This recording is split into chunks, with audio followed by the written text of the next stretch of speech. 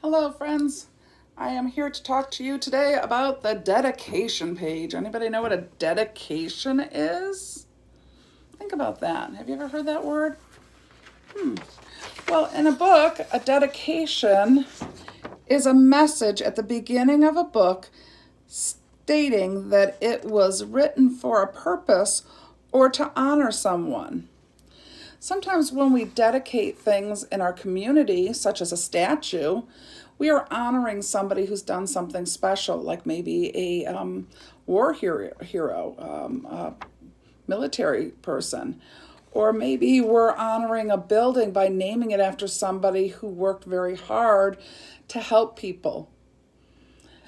A dedication in a book is where the author and illustrator can thank somebody or honor them in their book. So I made up this book, pretend book called The Great Book, and this would be the title page inside, by Mary Good and illustrated by Steve Happy.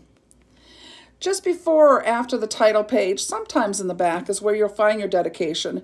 It'll be just a short couple sentences with the author's initials after it.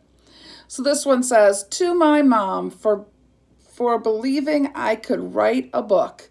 And it says MG for Mary Good, MG.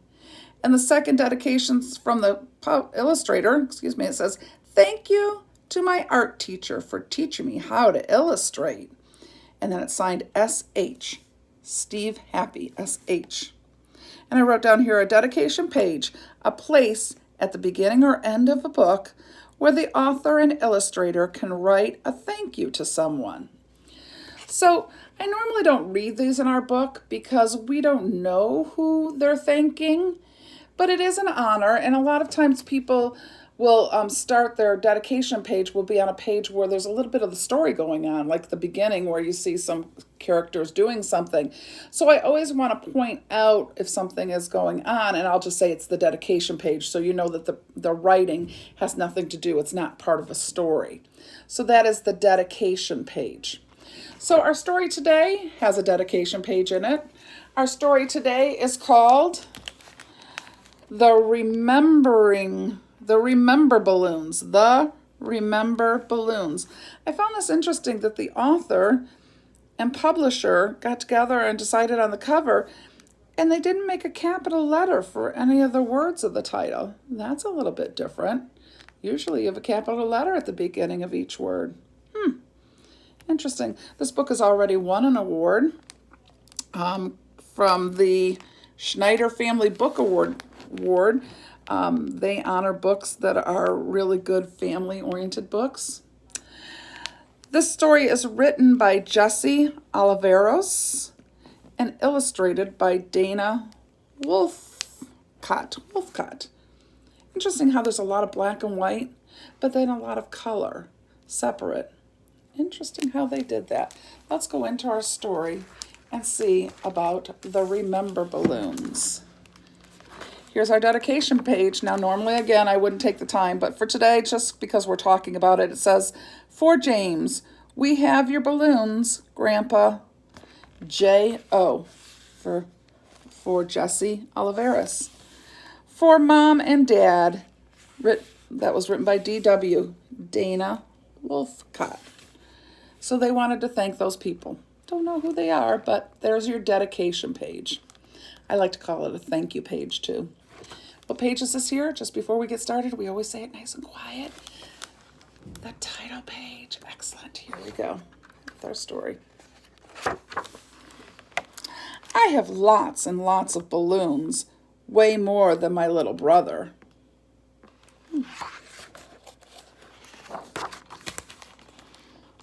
"This one's my favorite," I tell him, pointing to the balloon filled with my last birthday party. When I look at it, I can see the pony again. I can still taste the chocolate frosting, I guess, on his cake. So the balloon kind of reminds him of a happy time. "Mom and Dad have more balloons than I do." Why do you think that is? Why would Mom and Dad have more balloons? Each balloon seems to be a memory. Why would they have more memories? Yeah, because they're older. They've had more experiences. They've done more things, right? Excellent. Grandpa has lived so long, he has more balloons than all of us together. And the stories he has inside those balloons, they're better than ponies and chocolate frosting. One of his balloons looks like he's with some friends. Another one maybe when he was younger with a sister, maybe. Maybe him and his wife, or maybe his son and daughter-in-law fishing with a friend there. New baby born. Maybe a grandchild down here. So each kind of balloon represents something he remembers that's important in his life. A memory balloon. What's in your yellow balloon? I ask him. Grandpa's eyes light up. That means I get big and excited. Light up. We'd just come back from picking blackberries along the muddy banks of the creek.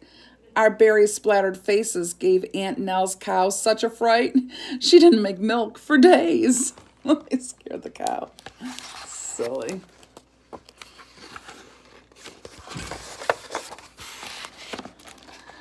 What about that blue one, Grandpa? That's the time I lost my favorite dog, Jack.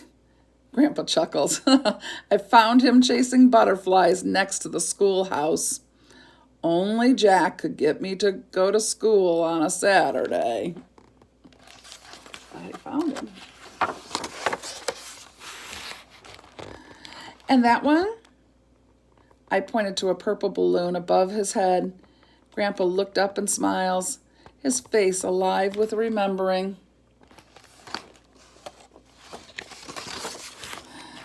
That's the day I married your grandma in the little church on Cedar Lane. We danced that night under the stars, and oh, how I loved her.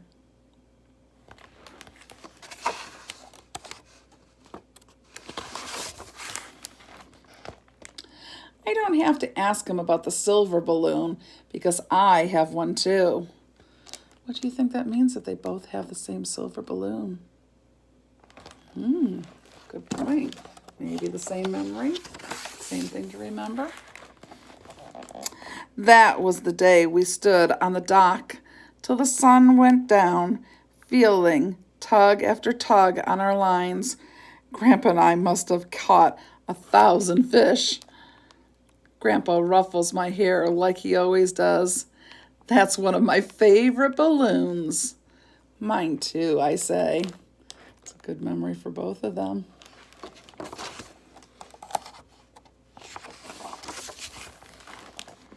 But Grandpa has been having problems with his balloons lately.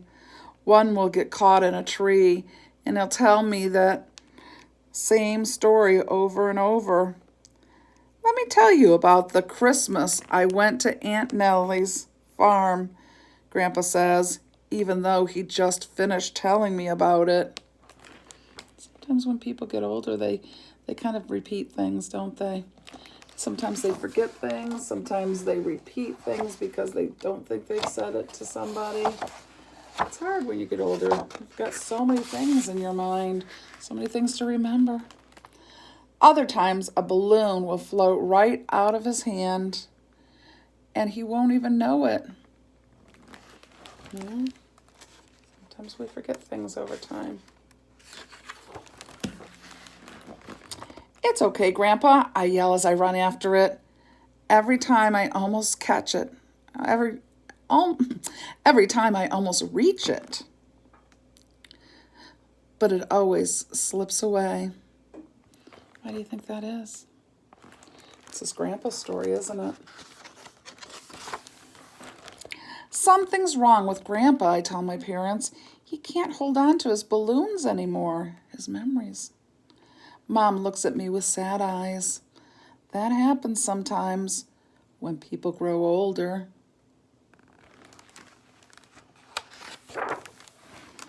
Grandpa's balloons start floating away faster and faster, running down streets and up hills. I watch the balloons grow smaller. I'm sad that all of his memories are starting to float away. The boy's trying to catch some so he can remember for Grandpa. Maybe help him out and remind him.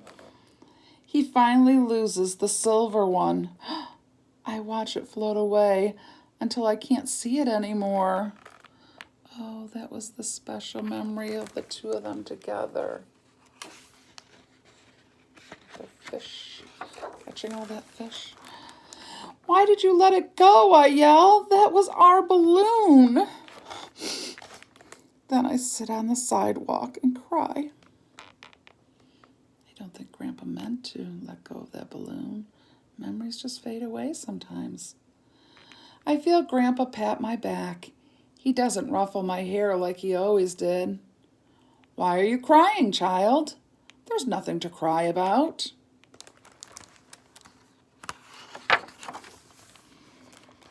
One day I got to see him and all his balloons.